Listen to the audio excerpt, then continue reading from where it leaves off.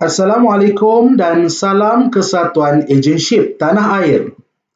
Sekarang kita akan bersama-sama belajar beberapa perkara penting berhubung urus takbir ejen dan stokis syarikat anda. Saya minta anda semua untuk kekal fokus dan lihatlah penjelasan ini menggunakan mata hati dan perasaan anda. Tajuk yang akan dibentangkan adalah kepentingan untuk mengetahui setiap gerak-geri bisnes yang dilaksanakan oleh setiap ejen dan stokis. Saya tidak bermaksud untuk anda sebagai business owner yang mungkin bersifat paranoia atau takut kepada kerosakan dari segenap arah. Namun, kita perlulah mempunyai sifat waspada dan berhati-hati dalam memimpin syarikat. Sebagai business owner, perlu kepada sedikit rasa tidak percaya secara positif kepada pihak pengurusan syarikat, stokis dan ejen. Bukanlah bermaksud anda menjadi insan yang berprasangka negatif atau bersikap serkap jaram. Anda perlu bersifat adil, telus dan jujur dalam menguruskan syarikat anda agar pihak pengurusan syarikat, stokis dan ejen tidak terjerumus ke dalam penyelewengan dan manipulasi.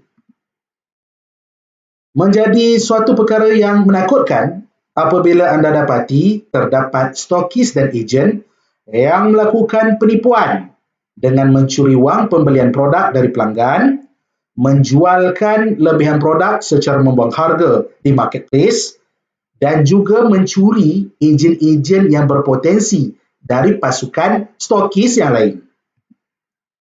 Sekiranya perkara-perkara kemungkinan ini tidak ditangani dengan cepat dan betul, di hujungnya memungkinkan nama anda terpalit sebagai business owner yang tidak bertanggungjawab.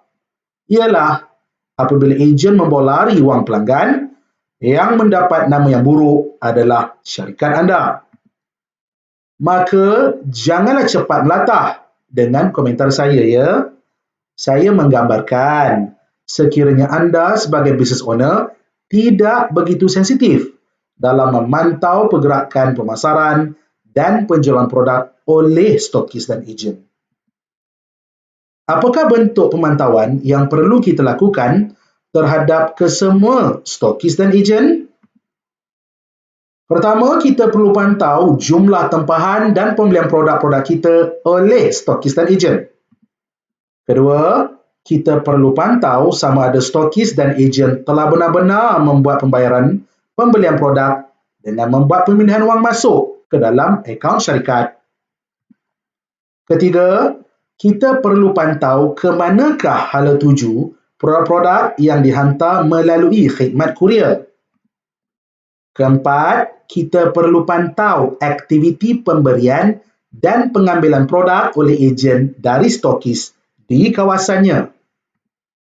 Kelima, kita perlu pantau sekiranya wujud amalan consignment hutang di atas produk yang dilakukan sesama stokis dan ejen.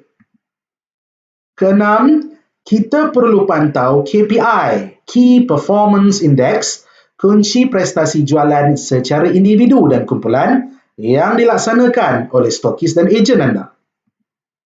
Ketujuh, kita perlu pantau stok keluar masuk dari bahagian logistik dilaksanakan oleh pihak pengurusan syarikat.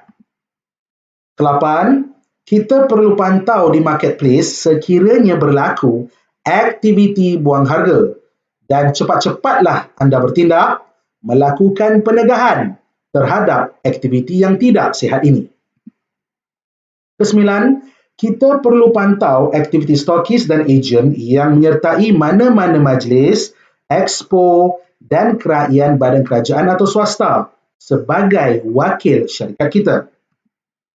Kesepuluh, kita perlu pantau kesaksamaan dan keseimbangan pengiraan yang tepat dalam membayar upah komisen kepada stokis dan ejen kita.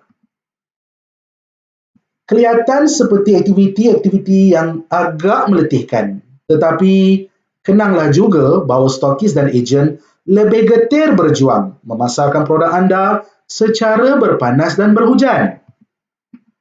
Pemantauan secara berterusan akan mengasah sifat kepemimpinan anda di samping menjadikan anda berjiwa kental dan pengasih terhadap pasukan, stokis dan ejen.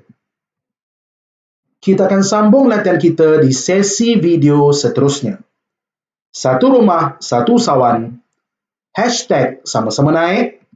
Jumpa anda di angkasa kejayaan. Terima kasih.